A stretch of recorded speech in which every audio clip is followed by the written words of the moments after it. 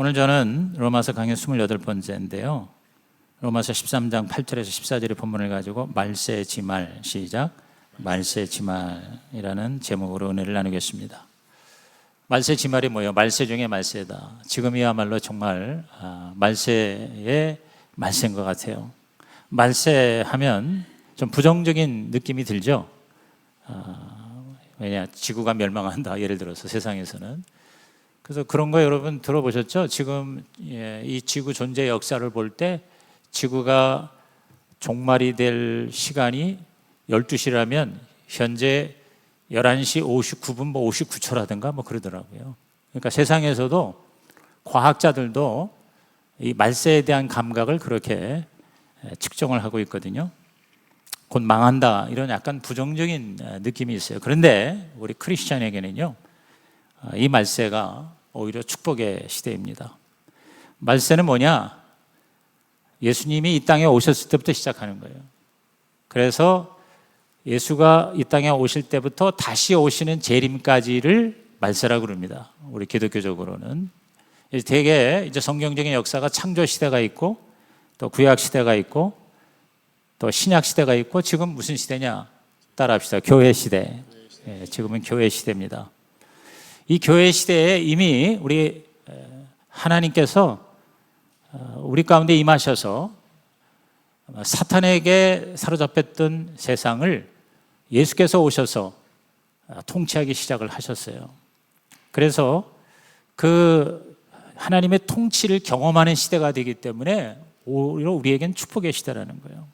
왜? 말세의 마지막이 뭐냐? 끝이 아니라 새로운 시작이거든요. 천국이 시작된다 이 말입니다. 그런데 그 천국은 이미 임했다는 거예요.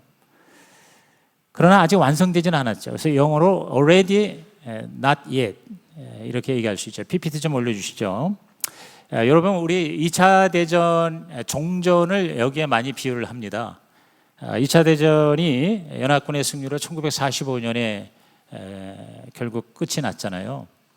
그래서 우리나라가 1945년 일제에 식민지하에서 자유함을 얻게 됐어요. 8.15 광복절이잖아요. 근데 이 2차 대전의 종전은 이미 1년 전에, 정확히 말하면 1944년 6월 6일입니다. 그때 연합군이 힘을 합해서 프랑스 노르망디라고 하는 곳에서 상륙 작전에 성공했어요. 그때 이미 전세는 연합군의 승리로 기울었습니다. 그래서 그때부터 한 1년 동안은 뭐냐?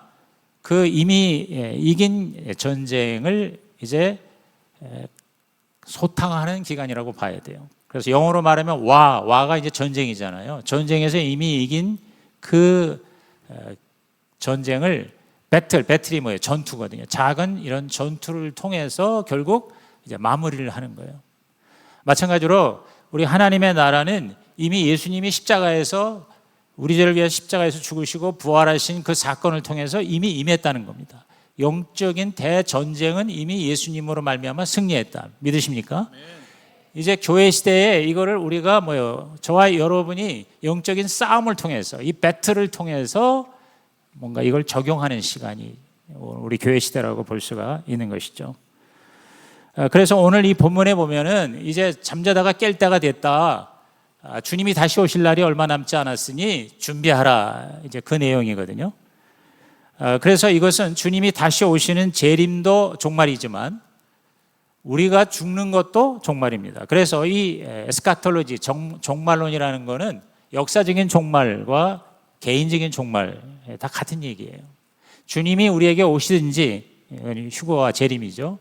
우리가 주님께 가든지, 이게 바로 죽음이죠. 우리 개인적인 죽음이죠. 그래서 이것은 아주 확실한 거예요. 주님이 다시 오실 거에 대해서 나는 믿을 수 없다 그래도 여러분이 받아들여야 할 사건이 뭐예요? 나는 죽는다는 거잖아요. 그러니까 내가 죽는 거나 주님이 다시 오시는 거나 결국 뭐냐? 바로 종말이 분명히 우리에겐 다가온다 이 말이에요. 그럼 이 종말에 우리가 어떻게 살아야 할 것인가? 이게 바로 종말신앙 혹은 재림신앙이라고 보는 거죠. 그래서 오늘 이 말세지말의 재림신앙 의 유익은 뭐냐? 세 가지 포인트입니다. 첫째가 우리는 의미 있게 살아야 된다. 보람 있게 알차게 살아야 된다. 둘째가 가장 인생의 절대 가치인 사랑하면서 살아야 된다. 그리고 세 번째, 거룩하게 살아야 된다. 즉, 나 자신에게는 의미 있게, 또 타인에게는 사랑하며 하나님에게는 거룩하게, 이렇게 우리가 이 3차원의 삶을 살아야 되겠다 하는 것이 오늘 말씀의 핵심 내용입니다. 첫째, 우리는 인생을 알차게 살아야 됩니다. 의미 있게 살아야 돼요. 주님 오늘 오실지 몰라요. 오늘 내가 이 세상을 떠날지 죽을지 모릅니다. 그렇기 때문에 나에게 주어진 시간이 하루하루가 정말 소중하다는 거죠. 여기에 대해서 우리가 정말 낭비하지 말고 의미 있게, 보람 있게 내가 이 세상에 존재하는 그 목적을 이루는 삶을 살아야 되겠다. 허투게 살지 말아야 되겠다. 그래서 그러한 삶을 사는 아주 좋은 라틴어 경구가 있는데 그게 바로 모멘트 모리라는 거예요. 여러분 들어보셨죠? 모멘트 모리. 이 모멘트 모리라는 거는 바로 죽음을 기억하라는 거예요. 죽음을 늘 대비하면서 살라는 거죠. 인간은 반드시 죽기 때문에. 그래서 중세 수도사들이 인사할 때 이 모멘트 모리라는 말로 인사를 했다고 그래요. 단지 죽음이 두렵기 때문이 아니라 우리에게 반드시 다가오는 이 죽음, 그 다가오기 전에 하루하루를 소중하게 살자. 삶의 목적을 이루자. 즉 미래에 우리가 정말 의미 있게 보람 있게 멋진 삶을 살자. 퓨처 세브로 살자. 이제 그런 게 바로 모멘트 모리예요. 그래서 이 모멘트 모리와 함께 또 많은 경구로 우리에게 삶의 소중한 의미를 전해주는 단어가 뭐예요? 까르페 디엠이라는 거 들어보셨죠? 까르페 디엠. 까르페 디엠이라는 건 뭐냐? 바로 현재에 충실하라. 현재를 즐기라 이 말이에요. 과거에 대해서 후회하면서 낭비하지 말고 미래에 대해서 염려하며 현재를 낭비하지 말고 소중하게 그 하루하루를 최선으로 정말 즐거워하면서 살아라. 남하고 비교해서 열등감, 우월감으로 살지 말고 또 다른 사람 핑계 대지 말고 나에게 주어진 삶을 있는 그대로 받아들이고 수용하면서 하루하루를 세월을 아끼면서 살자 하는 의미가 바로 까르페 디엠이라 이 말이에요. 성경에 나와 있는 얘기는 아니지만 그러나 성경적인 얘기죠. 그래서 저는 이 두 가지 단어를 여러분이 한번 이렇게 묵상을 해보는 게 좋을 것 같아요. 모멘트 모리, 항상 죽음에 대비해서 우리는 준비하면서 살자는 거죠. 까르페 디엠, 이 현재의 삶을 순간순간을 영혼에 비하면 정말 점에 점점도 아닌 순간의 삶이지만 그러나 그 순간을 우리가 의미 있게 잘 살면 영원한 것에 투자하는 것이다. 그래서 순간을 투자해서 영혼을 거두는 인생, 얼마나 기가 막힌 멋진 인생입니까? 바로 저와 여러분의 그리스도인의 삶이 될 줄로 믿는 것이죠.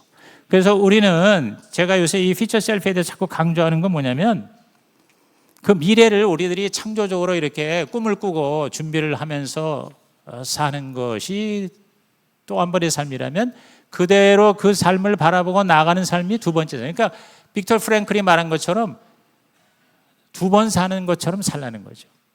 그런데 이게 점점 저한테 굉장히 다가오더라고요.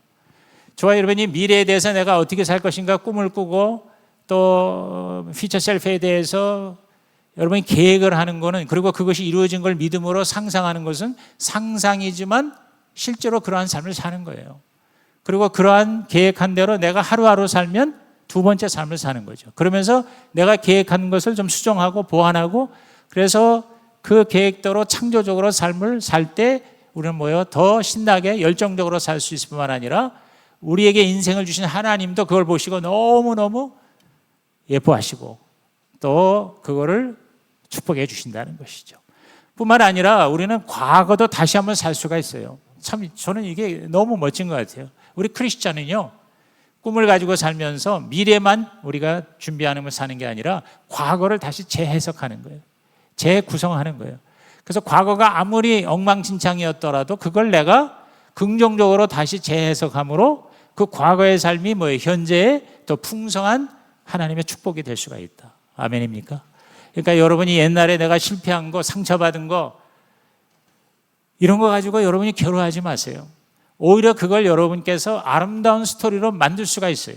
그게 바로 창조예요. 창조라는 건 미래만 우리가 계획해서 창조하는 게 아니에요. 과거를 다시 재해석하고 다시 스토리텔링을 다시 함으로써 과거를 나의 삶의 현재의 풍성한 자원으로 그걸 어떻게 다시 사는 거죠. 이 기가 막힌 삶. 그리고 궁극적으로 저와 여러분의 퓨처 셀프는 뭡니까? 바로 하나님의 나라예요. 천국이에요. 이미 임한 하나님의 나라를 이 신앙생활, 교회 생활을 통해서 맛보기로 맛을 보면서 그것의 완전한 형태가 바로 뭐예요? 주님 다시 오시는 거. 아니면 우리가 죽어서 다시 부활해서 천국 가는 거. 할렐루야. 이렇게 기가 막힌 삶을 살아요. 이 땅에서도 우리가 그러니까 두 번의 삶을 살 뿐만 아니라 어떻게 보면 세 번째 삶이 뭡니까? 천국의 삶을 사는 거예요. 이렇게 하나님의 사람은 이 세상에 살지만 이 세상으로 끝이 아니고 이 세상에 속한 자가 아니라 진짜 우리의 삶은 뭐예요? 천국의 삶이고 그 하나님의 나라를 이루어 나가는 삶이고 그래서 우리는 이 세상에 살지만 속한 자가 아니라 바로 하나님의 나라 시민권자로 살게 된다. 이러한 모습으로 하나님의 사람들은 삶을 살고요. 그러한 삶을 가장 멋지게 산 사람의 모습이 뭡니까? 예수님의 삶이죠. 예수님은 이 땅에 오셨지만 천국을 사셨어요. 영원한 삶을 사셨어요. 33년 정말 오늘날로 말하면 너무 짧게 사셨잖아요. 여기 오늘 앉아있는 분들의 제가 볼 때 거의 대다수가 33살 이상이잖아요. 예수님보다 더 오래 사신 겁니다, 여러분이. 우리보다 훨씬 짧게 인생을 살았지만 예수님은 정말 천국 인생으로 사셨죠. 그 하나님께 이 땅에 예수님을 보내신 그 목적을, 사명을 이루는 삶을 희생하면서 사셨어요.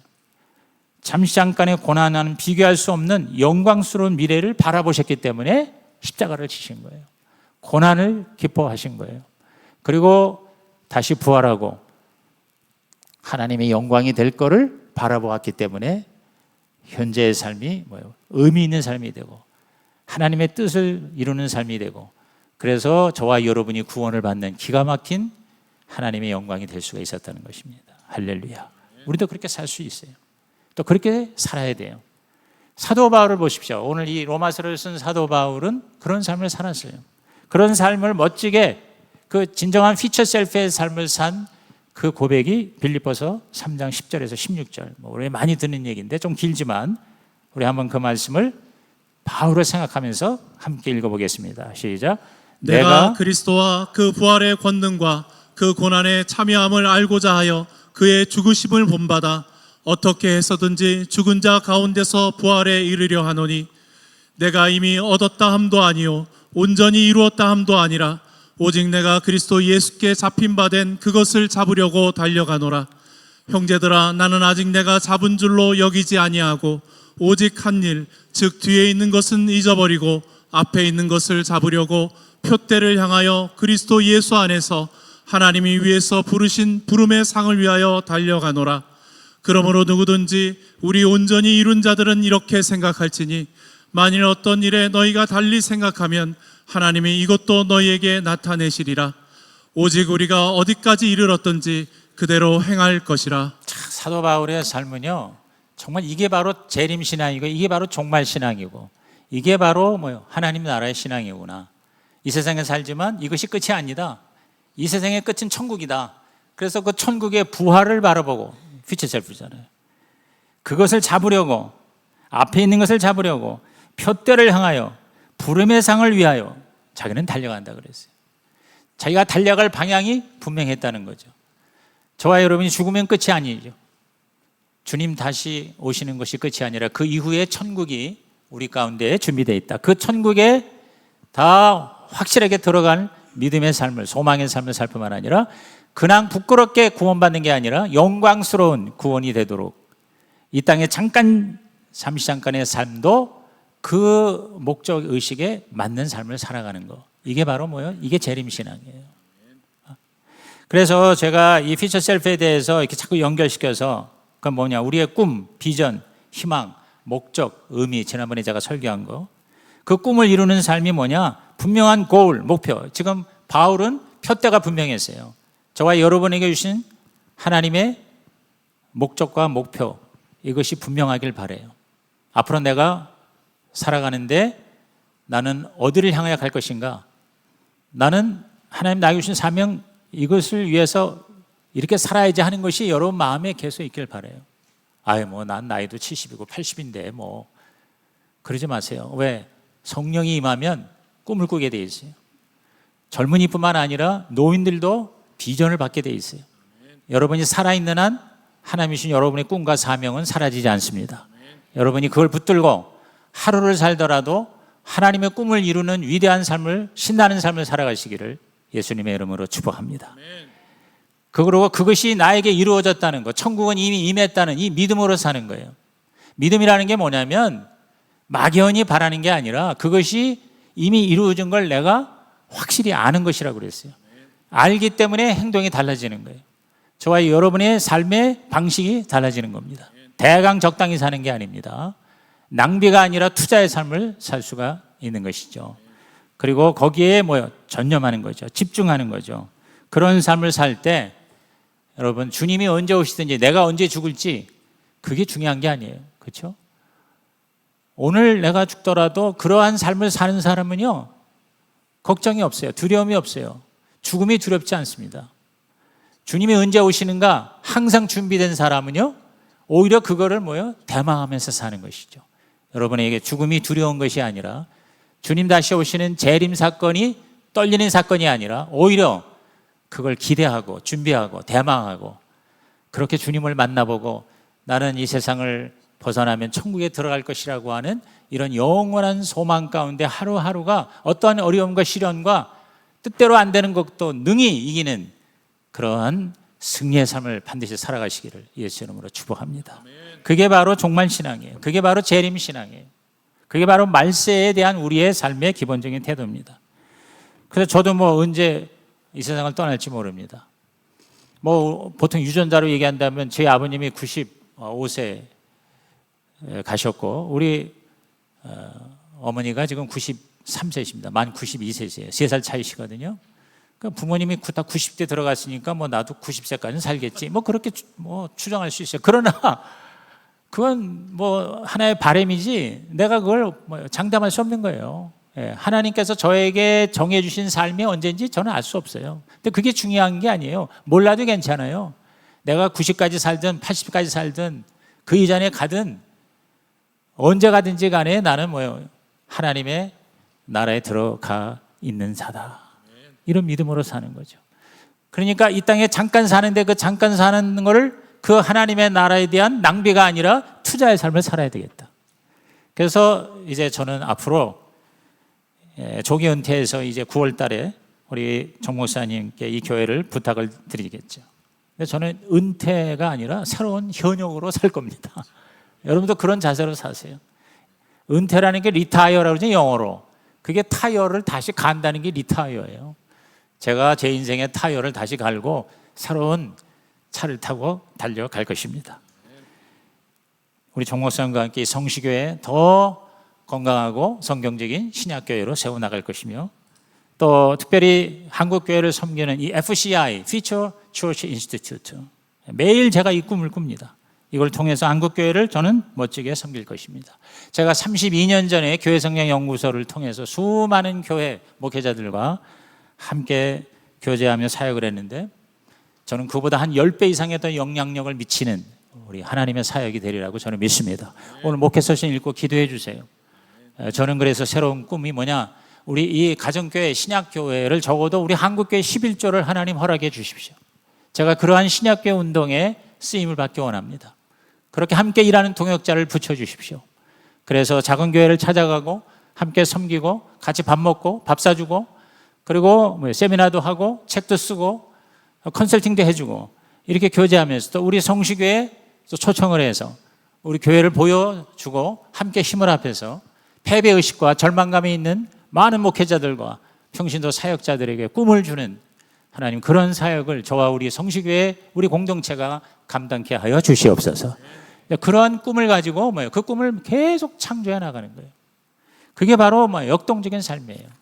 오늘 저와 여러분이 기도하고 꿈꾸면 여러분만이 하실 수 있는 그러한 미래에 참 주님 다시 오시고 내가 죽은 다음에 부활해서 천국 가기 전까지 앞으로 남은 생에 얼마나 더 살지 모르지만 가장 알차게 지금까지의 삶보다 몇 배 더 하나님 앞에 의미 있는 삶을 살아갈 수가 있기를 주의 이름으로 축원합니다. 그러한 꿈을 갖는 여러분 되시길 바랍니다. 그리고 이러한 종말 신앙을 가지고 있으면 진정한 사랑을 하게 돼요. 참 사랑을 주고받게 되는 것이죠. 여기 보니까 본문에 사랑이라는 말이 몇 가지 나옵니다. 8절에 보니까 피차 사랑의 빛 외에는 아무에게든지 아무 빛도 지지 말라. 남을 사랑하는 자는 율법을 다 이루었느니라 그랬어요. 모든 하나님의 뜻, 하나님의 모든 계명의 핵심이 바로 뭐냐? 사랑이라고 그랬어요. 이건 뭐 꼭 성경이 그렇다고 그래서가 아니라 인생은 결국 뭐냐면 사랑의 결과물이거든요. 하나님은 우리를 사랑했기 때문에 창조하셨고 우리는 사랑함으로써 계속해서 창조의 삶을 살아나가잖아요. 그죠? 그래서 우리가 죽기 전에 가장 후회하는 게 바로 뭐냐면 진정한 사랑을 하지 못한 거를 사람들은 후회한다는 거예요. 돈을 많이 못 번 거, 또 내가 좀 더 출세하지 못한 거, 이거를 아쉬워하는 사람이 없고요. 좀 더 내가 사랑할 걸. 제가 잊을 수 없는 게 아주 오래전에 일본 잘게가 후지산에 추락을 해서 한 500여 명이 다 죽었어요. 근데 그 잠깐 추락하는 한 15분, 20분 동안에 그 당시는 뭐 이렇게 문자를 보내거나 뭐 이런 게 안 되고 또 비행기 안에서도 불가능하잖아요. 많은 사람이 거기다가 한마디 쪽지에다 이렇게 쓴 거예요. 죽기 직전에 마지막 남긴 말 중에 가장 많은 말이 뭐냐면 사랑이라는 말이에요. 내가 좀 더 사랑하지 못한 거. 그러면서 다 아빠 사랑해요. 엄마 사랑해요. 얘들아 내가 사랑한다. 그걸 남기고 죽었다는 거죠. 그죠? 우리나라에서도 옛날에 그 대구인가 어디 지하철 그 불이 난 사건이 있어서 한 100여 명 이상이 끔찍한 사고가 있었죠. 죽은 사건이 있었어요. 그때도 그 불길 가운데서 죽어가면서 많은 사람들이 남긴 말이 뭐예요? 사랑이에요, 사랑. 인생은 사랑이라. 왜? 하나님의 사랑이시기 때문에. 근데 여기 보니까 사랑의 빛 외에는 아무게든지 아무 빛도 지지 말라 그랬어요. 여러분, 빚진 사람이 나타나면 제일 먼저 떠오르는 게 뭐예요? 야, 어떻게 하면 빨리 빚을 갚아서 자유함을 누릴까? 오늘 저와 여러분은 다 사랑의 빚진 자입니다. 무슨 사랑입니까? 예수님의 사랑이죠. 하나님의 사랑의 빚진 자입니다. 근데 하나님은 참 이렇게 얘기하시는 것 같아요. 내가 너에게 주는 사랑을 나한테 갚는 것도 좋은데 나한테 갚는 게 딴 게 아니라 그 사랑을 다른 사람에게 베풀어라. 그게 하나님 사랑을 갚는, 빚을 갚는 그런 가장 좋은 방법이라는 거죠. 그러면서 13장 9절에서 10절에 이런 말씀하시죠. 간음하지 말라, 살인하지 말라, 도둑질하지 말라, 탐내지 말라. 한 것과 그 외에 다른 계명이 있을지라도 내 이웃을 내 자신과 같이 사랑하라 하신 그 말씀 가운데 다 들었느니라. 사랑은 이웃에게 악을 행하지 아니하나니 그러므로 사랑은 율법의 완성이라 그랬어요. 율법의 완성. 제가 몇 주 전에 인생헌법이라는 설교를 한 것이 기억나십니까? 인생헌법 3가지. 하나님을 사랑하고 나를 사랑하고 그 다음에 이웃을 사랑하는 것. 이게 바로 율법의 완성이, 다시 말해서 헌법의 헌법, 인생 헌법입니다. 오늘 저와 여러분께서 내가 언제 죽을지 모르고 주님 언제 오실지 모르는 이 시한부 인생에서 가장 가치 있는 것은 바로 사랑하는 것이다. 더 하나님을 사랑하고 더 이웃을 사랑하는. 그래서 여러분의 가장 가까운 사람, 여러분의 부부, 여러분의 배우자, 여러분의 가장 자주 만나는 사람부터 열심히 사랑하는 삶을 사는 것이 바로 종말을 대비하는, 준비하는 삶이다. 주님 오실 때 우리 하나님께 영광 돌리는 삶이다. 이렇게 동의하시고 열심히 사랑을 배우고 갚고, 여기 보니까 빚을 갚는 심정으로 사랑하라고 그랬고, 그 다음에 자신과 같이 사랑하라는 게 뭡니까? 남이 나에게 해줬으면 하는 그대로 남을 대접하라는 거죠. 마태 7장 12절에 무엇이니 남에게 대접을 받고자 하는 대로 너희도 남을 대접하라. 이것이 율법이요 선지자니라.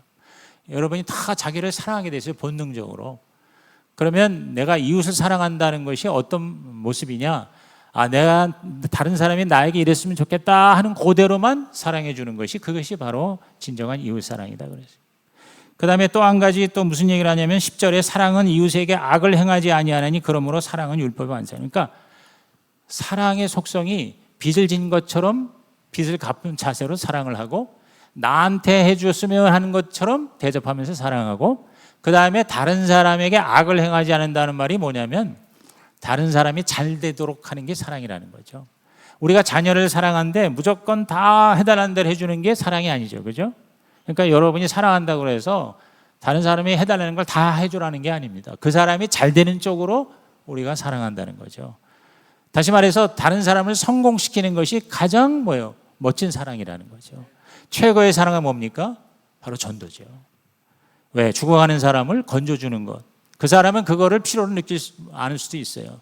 우리 자녀들이 자기들이 원하는 걸 해달라고 하는데 부모 입장에서 볼 적엔 그것보다 더 중요한 게 뭐라는 거를 알고 있기 때문에 그대로 다 들어주질 않고 정말 그 아이에게 필요한 것을 주지 않습니까? 마찬가지로 우리도 다른 사람을 사랑한다는 것 중에 그 사람에게 가장 중요한 게 뭔가? 그 예수 믿고 구원받는 거거든요.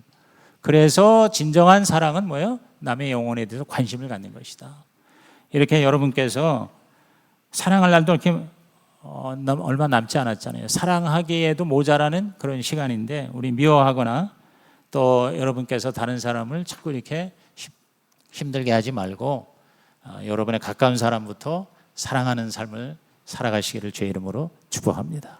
그래서 저는 요새 제 아내를 더 사랑하려고 나름대로 노력을 하고 있습니다. 뭐 본인은 그걸 느끼는지 안 느끼는지 모르지만 근데 제 인생을 돌아볼 때 지금 우리 애들 다 키우고 이제 독립하고 한 상황에서 가장 우리 부부가 더 친밀해지고 뭐 사랑이라는 게 옛날에는 그 이성적인 사랑이었는데 이게 같이 살다 보니까 이제는 좀 우정이라고 해야 되나요?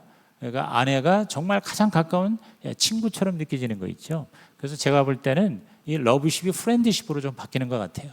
그래서 아무튼 여러분이 여러분의 삶에서 가장 가까운 사람끼리 싸우지 말고 서로 사랑하면서 살아가는 것이 주님 다시 오심을 잘 준비하는 것이고 내 인생을 이제 마무리하기 전에 가장 최선을 다해서 사는 것임을 깨닫기를 예수의 이름으로 축복합니다. 그 다음에 마지막으로 하나님 앞에 우리가 거룩하게 살라 이 말이죠. 그래서 우리 11절에 또한 너희가 이 시기를 알거니와 자다가 깰 때가 벌써 되었으니 이는 이제 우리의 구원이 처음 믿을 때보다 가까웠음이라 그랬어요. 구원이 가까웠다? 아니 예수 믿고 구원받으면 완전히 구원받는 것이지 더 가까웠다는 게 무슨 말일까? 여러분 생명의 삶에서 공부한 거 또는 확신의 삶에서 공부한 거 기억나세요? 구원에는 3단계가 있다는 거. 그래서 우리가 죄의 형벌로부터 받는 구원, 즉 과거 구원은 영이 구원받는 거예요. 영이 하나님하고 만나는 거죠. 그런데 그걸로 끝나는 게 아니라 구원을 이루라고 그랬거든요. 이게 성화로서의 구원이죠. 생활이 새로운 삶으로 바뀌는 거죠. 죄의 세력과 싸워서 거기서부터 우리가 자유함을 얻는 거죠. 이걸 혼의 구원이라고 그랬어요. 현재 구원이에요.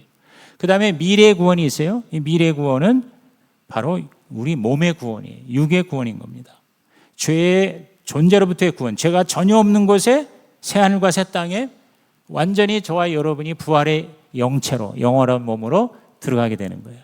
이러한 세 가지 구원의 단계에서 이 땅에서 우리가 이 교회 시대에는 바로 성화의 삶을 사는 거죠. 이 구원의 3단계. 이걸 우리가 대망하면서 저와 여러분의 이 몸을 좀 더 거룩한 몸으로 의로운 삶으로 최선을 다할 때 나중에 저와 여러분이 하나님 앞에 부끄러운 구원이 아니라 영광스러운 영원한 몸으로의 구원이 될 줄로 믿는 것입니다. 그래서 고린도전서 15장 51절 52절에 바울이 이렇게 얘기를 했죠. 우리 다 같이 읽어볼까요?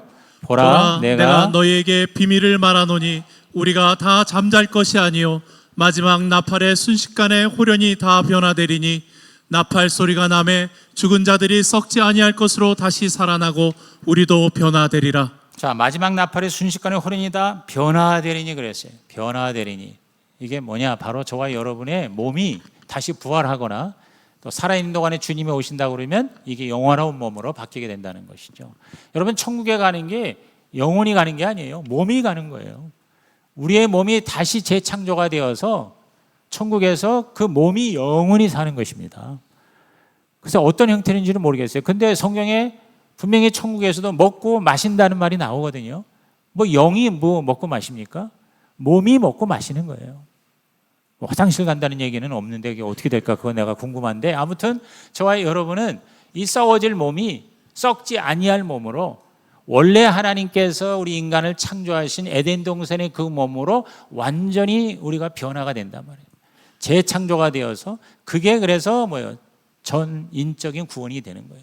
영혼력이 구원되어서 그 영광스러운 몸으로 하나님 앞에 서게 될 날, 그날이 바로 종말입니다. 천국이 시작되는 날입니다. 저와 여러분이 죽음에서 부활하는 날입니다. 이거를 대망하면서 살 때 그걸 연습하라는 거예요. 그게 바로 뭐냐? 이 땅에서 우리가 죄를 싸워 이기면서 거룩한 삶을 추구하라는 거죠. 그래서 12절에서 14절에 이렇게 말씀하죠. 우리 마지막 읽어봅니다. 시작. 밤이 깊고 낮이 가까웠으니 그러므로 우리가 어둠의 일을 벗고 빛의 갑옷을 입자. 낮에와 같이 단정히 행하고 방탕하거나 술 취하지 말며 음란하거나 호색하지 말며 다투거나 시기하지 말고 오직 주 예수 그리스도로 옷 입고 정욕을 위하여 육신의 일을 도모하지 말라.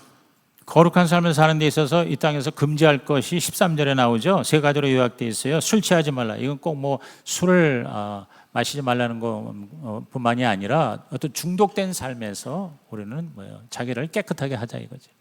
또 실제로 여러분이 술, 담배 하지 않는 게 좋습니다. 왜냐하면 그 자체가 의학적으로도 나쁘고요. 그리고 대개 보면 뭐 담배보다는 이 술로 인해서 범죄가 될 확률이 굉장히 많거든요. 그래서 술 취하지 말라고 특별히 바울이 여기서 주문을 한 것 같아요. 그 다음에 방탕, 음란하거나 호색하지 말라. 이 성적인 타락이 또 굉장히 하나님 앞에 죄를 짓게 하는 요소가 되거든요. 요새 같은 시대에 사실 성적으로 순결한 삶을 산다는 게 쉽지 않습니다. 간음하고 동성애, 또 혼전 성교, 또 외도 뭐 이런 것들이 지금 너무 문화적으로 팽배한 사회에서 우리 몸을 정말 건강하게, 거룩하게, 순결하게 보호하는 것, 이것이 바로 뭐예요? 주님 다시 오심을 제대로 준비하는 것이다. 아주 굉장히 실질적으로 얘기하는 거거든요. 그 다음에 세 번째로 뭐라고 했어요? 다투거나 시기하지 말라, 싸우지 말라 그랬어요. 개인적으로뿐만 아니라 뭐 여러 가지 그룹이나 사회적인 또는 국가적인 이런 싸움과 분쟁의 시대에 우리가 살고 있습니다. 웬만한 일 있으면 분노하고 서로 싸우고 서로를 죽이려고 하는 이런 상황에서 저와 여러분이 정말 신앙, 재림 신앙을 가진 그리스도인이라면 이런 싸움과 시기와 질투에서 서로 하나 되고 화목되라. 그래서 결론적으로 뭐라고 바울은 얘기하냐면 12절에 빛의 갑옷을 입으라 그랬어요. 빛의 갑옷을 입고 그다음에 14절에 그리스도로 옷을 입으라 그랬어요. 그리스도로 옷을 입으라. 그러니까 이걸 적극적으로 하는 방법은 뭐냐? 전신갑주를 입는 거거든요. 그래서 이 너무 길어서 다 읽지는 않겠지만 에베소서 6장 13절에서 20절에 보면은 7가지 우리의 갑옷, 그리스도로 옷 입는 거에 대해서 바울이 아주 자세하게 얘기했어요. 이것을 여러분께서 한번 매일 우리가 묵상해야 돼요.